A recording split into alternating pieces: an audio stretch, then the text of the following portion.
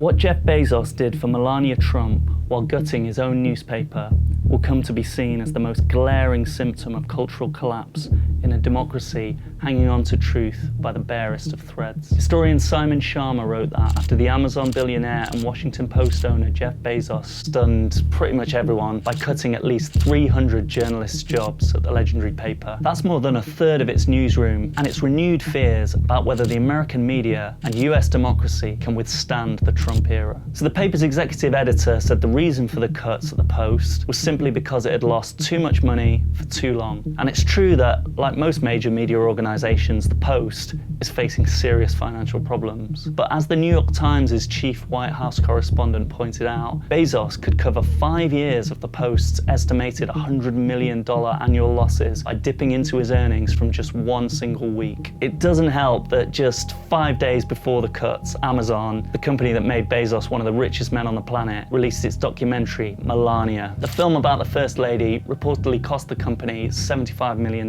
including a $28 million fee to Melania Trump herself. The Melania film has been described by one prominent Trump critic as the $75 million documentary, as well as 2 hours of pure, endless hell. And this feeds into pretty serious accusations that Bezos, like many of his fellow business and tech moguls, is trying to appease Trump in order to help advance his business interests. Many have pointed to the stark contrast between Bezos' handling of the Washington Post during Trump's first term in office and his conduct now. In Trump's first term, for example, Amazon lost a $10 billion Pentagon cloud computing contract, and in a lawsuit, the tech giant called that a blatant act of retaliation for the Post's coverage of Trump. Fast forward to the last presidential election, when Bezos intervened dramatically to block the Post from publishing an endorsement of Kamala Harris, Trump's Democratic opponent. What's most concerning is the cuts at the Post are part of a much larger issue facing US media. We're seeing more media outlets being consolidated in the hands of super-rich Trump allies, public media channels stripped of federal funding by the president, and multiple news organizations being hit by eye-wateringly expensive lawsuits, with some capitulating and some facing a costly legal battle against Trump in court. Looking at what's happened to the Washington Post in the context of all this, it seems clear that the media in America is under threat,